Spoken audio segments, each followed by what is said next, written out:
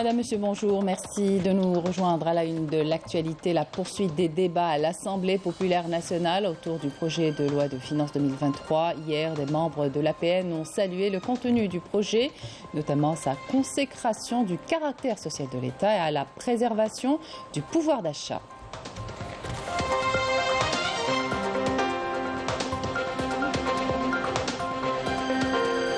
Dans l'actualité également, la visite du ministre de l'Industrie, Ahmed Zordar, à Gardaïa, lors de laquelle il a soutenu que les pouvoirs publics accordaient une grande priorité au lancement de projets industriels qui renforcent le tissu industriel national, créateur de richesses et d'emplois pour les jeunes. Agriculture, on parlera d'abord de ces projets de raccordement des périmètres agricoles au réseau électrique à Oum-le-Boigui qui ont permis l'émergence de nouvelles cultures et filières. Et à Ouargla, l'agrumiculture connaît un véritable essor cette année. Des résultats rendus possibles grâce entre autres aux conditions climatiques plutôt favorables. À l'étranger, au Maroc notamment, les tensions politiques et sociales ont atteint leur paroxysme. Hier, dans la ville de Fès, la Corporation des comptables a dénoncé la loi de finances 2023 qui vient creuser encore plus le fossé entre les Marocains et le Merzen qui continue de s'accaparer les richesses du pays au détriment du peuple. Bienvenue à tous. Poursuite donc du débat général de l'Assemblée populaire nationale sur le projet de loi de finances 2023. Des membres de l'APN ont salué hier le contenu du projet, notamment sa consécration du caractère social de l'État et à la préservation du pouvoir d'achat sans nouveaux impôts qui pèseraient sur le citoyen. Ils ont mis l'accent sur la nécessité de consacrer un nouveau mode de gouvernance de la finance publique basé sur des objectifs et des programmes et non pas sur des moyens. Le ministre des Affaires étrangères et de la communauté nationale à l'étranger, Ramtalla Mamra, s'est entretenu hier à Alger avec le président du panel de haut niveau sur la sécurité et le développement au Sahel, Mahamadou Issoufou, qui effectue une visite de travail en Algérie. Les échanges ont permis de mettre en lumière les efforts consentis par l'Algérie dans le cadre de la coopération sécuritaire interafricaine pour la lutte contre les menaces terroristes ainsi que ses initiatives visant à promouvoir l'intégration économique dans la région.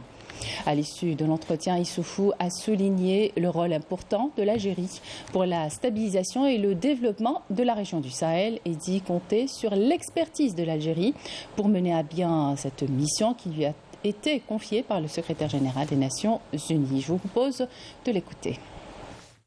Notre entretien a porté sur la mission qui m'a été confiée par le secrétaire général de l'ONU en rapport avec l'Union africaine, la CEDEAO et le G5 Sahel relativement à une évaluation stratégique sécurité et développement au Sahel. Au Sahel, non pas au sens géographique du terme, mais relativement au Sahel géopolitique, qui comprend non seulement les pays du G5 Sahel, mais aussi les pays du Sahara et les pays du Golfe de Guinée, qui sont frontaliers avec le G5 Sahel. C'est tous des pays qui sont confrontés aux défis sécuritaires, notamment à la menace des organisations terroristes et criminelles, mais qui sont aussi confrontés à d'autres défis institutionnels, avec malheureusement, comme on le constate, des reculs démocratiques dans certains pays où il y a des coups d'État, défis climatiques, défis démographiques, défis du développement économique et social. On a eu, je crois, un entretien très fructueux. C'est un début. Ces entretiens et ces discussions vont se poursuivre les prochaines semaines et les prochains mois, y compris au niveau des experts. Poursuite à Alger des travaux des premières assises nationales de la société civile qui se tiennent sous le thème « La société civile, socle de l'édification de l'Algérie nouvelle ». Les représentants de la communauté nationale à l'étranger participant à ces assises nationales ont salué les démarches du président de la République, Abdelmajid Tebboune, visant à rétablir la place de la communauté et à dynamiser son rôle sur la scène nationale, notamment à travers l'élargissement de leur représentation au niveau des assemblées élus et des conseils consultatifs, à l'instar de l'Observatoire national de la société civile. Le compte rendu de Merim Damis. 700 représentants d'associations nationales et locales, d'organisations, de syndicats et de la communauté nationale établie à l'étranger ont participé aux assises nationales de la société civile. Une occasion d'engager un dialogue et une concertation entre les différents acteurs dans l'objectif de faire de la société civile un pivot pour consacrer la citoyenneté efficiente. C'est avec un grand plaisir et avec honneur qu'on veut faire un partage entre les Français algériens et les Algériens d'ici. On veut construire ensemble pour notre avenir et pour un avenir meilleur, autant professionnellement qu'individuellement parlant. Il y a un apport d'échange de compétences, d'échange de savoir-faire, d'échange de relations, d'échange de lobbyistes. Enfin voilà, c'est vraiment un engagement profond. Donc on est une association qui permet de regrouper la communauté en France autour de projets en commun, la promotion de la culture, l'humanitaire. Donc on fait beaucoup d'humanitaire en Algérie. Donc on est très honorés d'être ici et représentés ici et d'avoir été invités. C'est très important pour nous et je dirais même une priorité d'être ici parce que on veut tendre vers la symbiose de nos forces avec les associations algériennes. Encadrés par des spécialistes, plusieurs ateliers dans différents domaines seront organisés jusqu'à demain pour promouvoir le rôle de la société civile, auxquels prendront part également les représentants de la communauté algérienne établie à l'étranger pour un échange fructueux d'expériences et d'expertise. Nous sommes là pour apporter notre expérience et contribuer autant que possible à l'essor économique de l'Algérie. C'est un événement important. Nous allons assister à plusieurs ateliers en présence de spécialistes venus du monde entier, ce qui est une excellente chose. C'est la première fois que je participe à un événement pareil. J'ai reçu une invitation de la part du consulat d'Algérie à Milan pour participer à cet événement. Je suis honorée d'être ici présente. Notre objectif, c'est d'apporter de la nouveauté.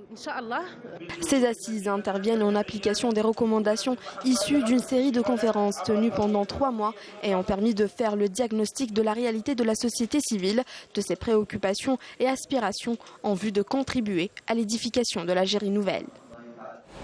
Dans l'actualité également, inauguration ce matin par le ministre du Tourisme et de l'Artisanat, Yassine Hamadi, de la 15e édition du Salon international des équipements et services pour hôtellerie, la restauration et les collectivités au Palais des Expositions d'Alger jusqu'au 19 novembre. Cette manifestation économique verra l'organisation d'une exposition à laquelle participeront de nombreuses entreprises nationales et comporte un important programme culinaire riche en animation, concours et dégustation. L'appel est donc lancé. Les porteurs de projets qui désirent créer des unités de production peuvent compter sur le soutien des pouvoirs publics. En visite de travail à Gardaïa, le ministre de l'Industrie, Ahmed Zerdar, a indiqué qu'il était nécessaire d'accompagner les investisseurs et de promouvoir leurs produits afin de leur permettre de jouer pleinement leur rôle dans le tissu économique local et national. Le commentaire de Amélie Siritir.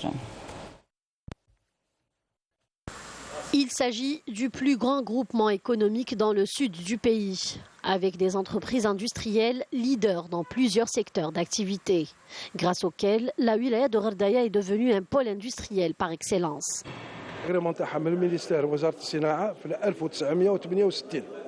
Nous avons eu l'agrément du ministère de l'Industrie en 1968. La société produit tout type de radiateurs auto. C'est également la seule entreprise au niveau national qui fabrique différents types de pots d'échappement avec une production de 100 000 à 150 000 unités annuellement. Cette zone industrielle possède un fort potentiel. Ces entreprises peuvent passer à l'exportation et pénétrer les marchés internationaux. Des sessions sessions de formation sont dispensées et des conférences sont organisées pour permettre aux opérateurs économiques de devenir des acteurs dans la nouvelle dynamique économique du pays. Cette société est connue pour la fabrication de tubes spirales en acier. Avec près de 1000 employés, notre produit est connu au niveau local. Actuellement, nous tentons d'exporter vers l'étranger. En effet, les entreprises industrielles à Gherdaya tentent de commercialiser leur production dans plusieurs wilayas du pays. Comptant sur une main-d'œuvre qualifiée 100% algérienne, ces sociétés aspirent à conquérir les marchés internationaux. Nous fabriquons des compteurs électriques et des régulateurs de base. Nous produisons également des chaudières et des chauffe-eau. Il y a également une filière spécialisée dans l'appareillage électrique, une autre spécialisée dans la fabrication des lampes LED et une autre dans la fabrication de portes en bois. Cette wilaya a du potentiel. Nous avons remarqué que la majorité des produits fabriqués au niveau de ces entreprises sont des produits très demandés sur le marché local et international. Nous sommes aujourd'hui prêts à accompagner ces investisseurs. Un intérêt particulier est accordé par les pouvoirs publics au lancement de projets industriels qui renforcent le tissu industriel national, créateur de richesses et d'emplois.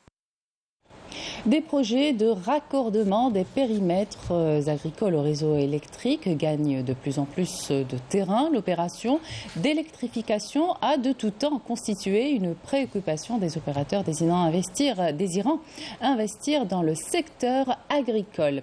À Oum-le-Boigui, de nouvelles filières ont vu le jour grâce au raccordement au réseau électrique. Nourdine Benabsa et Melika Blel. Des territoires à fort potentiel ont bénéficié ces dernières années de plusieurs opérations d'électrification au bonheur des investisseurs. Ici, à Oum-el-Bougui, les projets de raccordement ont permis l'émergence de nouvelles cultures et filières dans le secteur agricole.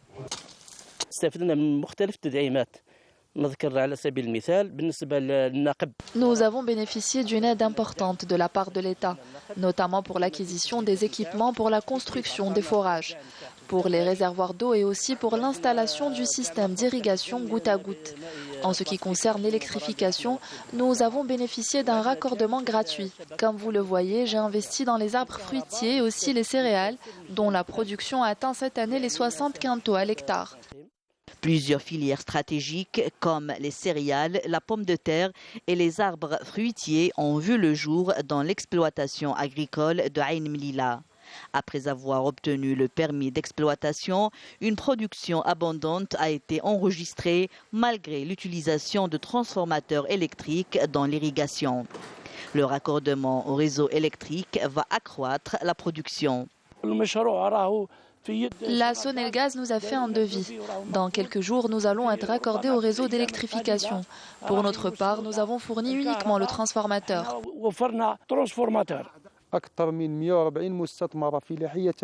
Plus de 140 exploitations agricoles ont été raccordées au réseau électrique.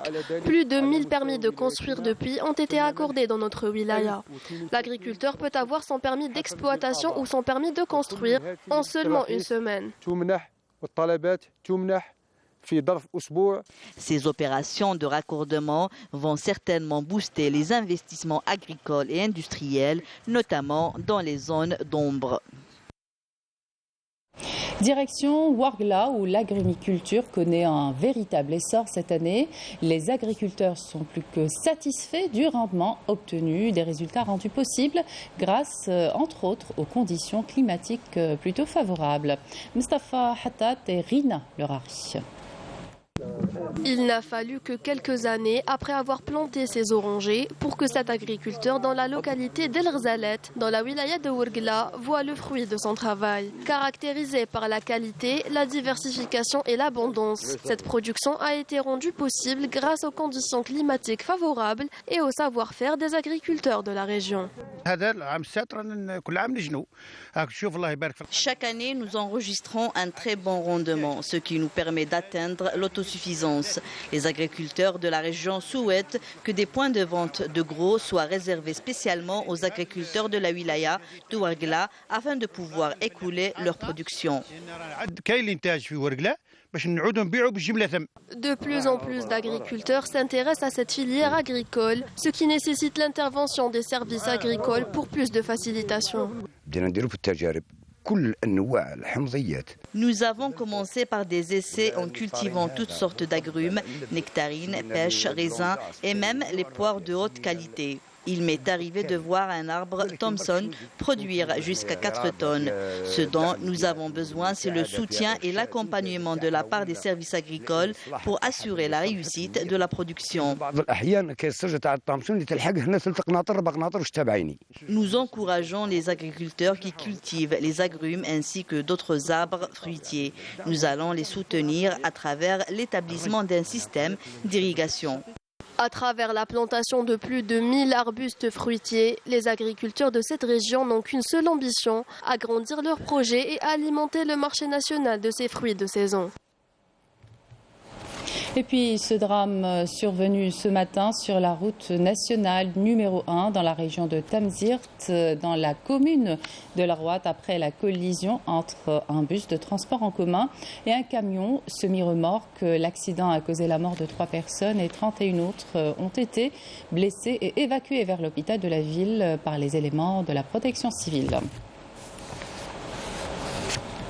Et puis ce bulletin météorologique spécial émis par les services de l'Office national de la météorologie qui prévoit des pluies parfois sous forme d'averses orageuses qui affecteront à partir de cet après-midi plusieurs wilayas côtières au centre et de l'est du pays. Les wilayas concernés par ce BMS de niveau de vigilance orange sont Boumerdes, Tizi Ouzzoub, Djaya, Djidjel, Skikda, Naba, Taraf. Selon le bulletin dont la validité s'étend de mercredi 15h à jeudi 6h. Les cumuls estimés oscilleront entre 20 et 40 mm. Des rafales de vent sous orage toucheront. Ces wilayas ajoutent la même source. Dans la dynamique des efforts soutenus de la lutte antiterroriste et contre la criminalité organisée multiforme, des unités et des détachements de l'armée nationale populaire ont exécuté durant la période du 9 au 15 novembre 2022 plusieurs opérations ayant abouti à des résultats de qualité qui reflètent le haut professionnalisme, la vigilance et la disponibilité permanente de nos forces armées à travers tout le territoire national. Dans le cadre de la lutte antiterroriste, des détachements combinés de l'armée nationale populaire ont arrêté 3 éléments de soutien aux groupes terroristes dans des opérations distinctes à travers le territoire national, tandis que 14 bombes de confection artisanale ont été découvertes et détruites lors d'une opération de recherche et de fouille à Tipaza. Dans le cadre de la lutte contre la criminalité organisée, en continuité des efforts consentis soutenus visant à contrecarrer le fléau du narcotrafic dans notre pays, des détachements combinés de l'armée nationale populaire ont arrêté, en coordination avec les différents services de sécurité lors d'opérations exécutées à travers les régions militaires, 45 narcotrafiquants et mis en échec des tentatives d'introduction de quantités de drogue provenant des frontières avec le Maroc, s'élevant à 3 quintaux et 21 kg de kiff traité, tandis qu'ils ont saisi d'importantes quantités de comprimés psychotropes s'élevant à 236 977 comprimés. À Tamanrasset, Borjbeji Mourtar, Ingezam Janet et Tindouf, des détachements de l'armée nationale populaire ont intercepté 151 individus et saisi 36 véhicules, 253 groupes électrogènes, 210 marteaux-piqueurs, 5 détecteurs de métaux, 22 tonnes de mélange d'or brut et de pierre, ainsi que des outils de détonation et des équipements utilisés dans des opérations d'orpaillage illicites, alors que 10 autres individus ont été arrêtés et 15 fusils de chasse, 4 pistolets automatiques, des quantités de denrées alimentaires destinées à la contrebande et la spéculation s'élevant à 5 tonnes, ainsi que 63 quintaux de tabac et 3 900 unités de diverses boissons ont été saisies lors d'opérations distinctes à travers le territoire national. De même, les gardes frontières ont déjoué en coordination avec les services de la gendarmerie nationale des tentatives de contrebande de grandes quantités de carburant s'élevant à 25 528 litres à Tébessa, Soukaras, Taraf el-Oued et Borj Beji Mokhtar. Par ailleurs, des gardes-côtes ont déjoué au niveau de nos côtes nationales des tentatives d'émigration clandestine et ont procédé au sauvetage de 60 individus à bord d'embarcations de construction artisanale, alors que 108 immigrants clandestins de différentes nationalités ont été arrêtés à travers le territoire national. À l'étranger, au Maroc, on assiste depuis plusieurs mois à une paupérisation de la population trop occupée à servir ses propres intérêts. Le régime du Marzen continue de s'accaparer les richesses du pays au détriment du peuple. Hier, dans la ville de Fès, la corporation des comptables a dénoncé la loi de finances 2023 qui vient creuser encore plus le fossé entre les Marocains et le Marzen. Le compte-rendu de Yasmine Saudi. Les tensions politiques et sociales ont atteint leur paroxysme au Maroc. Le pays vit au quotidien au rythme des protestations et des manifestations qui n'épargnent désormais aucun secteur, à l'instar de la corporation des comptables qui se disent lassés et révoltés par le régime du Marzen qui, trop occupé à servir ses propres intérêts, continue de s'enrichir sur le dos des plus vulnérables. Il dénonce également la loi de finances 2023 qui vient creuser encore plus le fossé entre les Marocains et le Marzen. إلا أن هذا القانون المالي جاء بعنوان عريض وهو تفقير الفقير وغناء الأغني وضرب الطقوش القدرة الشرائية للمواطن، وكذا مما يؤدي بطريقة لا شك فيها إلى إفلاس مجموعة من الشركات القصوى والمتوسطة وكذلك إلى ارتفاع مستوى البطالة في المغرب. Déterminés à obtenir justice, rien ne semble arrêter les Marocains. Les habitants de la ville de Fès continuent d'investir la rue, déplorant les disparités sociales et la détérioration continue de leurs conditions de vie. مدينة فاس مدمرة، تشوف كل شيء راه عارف فاس كي دايرة.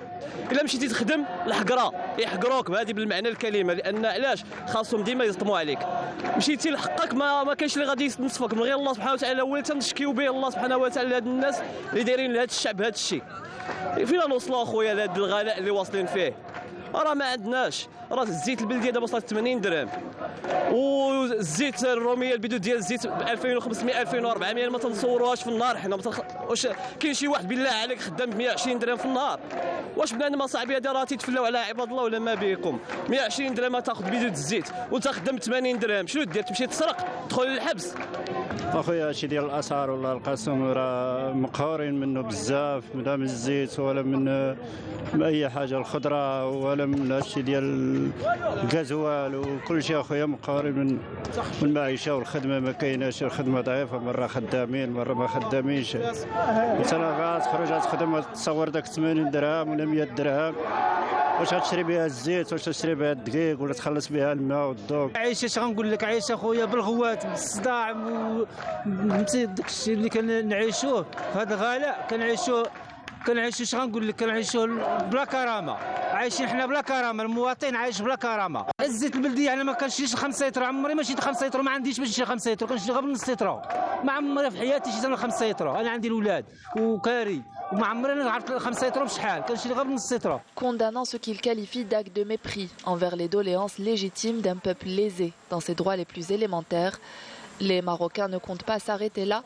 Ils se disent engagés dans leur combat pour la liberté et la dignité. Il y aura du football ce soir. La sélection algérienne de football affronte son homologue malienne à 20h30 au stade Miloud Hedfi d'Oran en match amical de préparation avec l'objectif de préserver la dynamique enclenchée au lendemain de l'élimination en barrage du mondial 2022 face au Cameroun. Vous pourrez suivre le match sur la chaîne 6 Al-Shababia. Voilà qui termine cette édition. Merci de votre attention. Tout de suite, les prévisions météo avec Kamel Larbi. Excellente suite de programme sur Canal Algérie.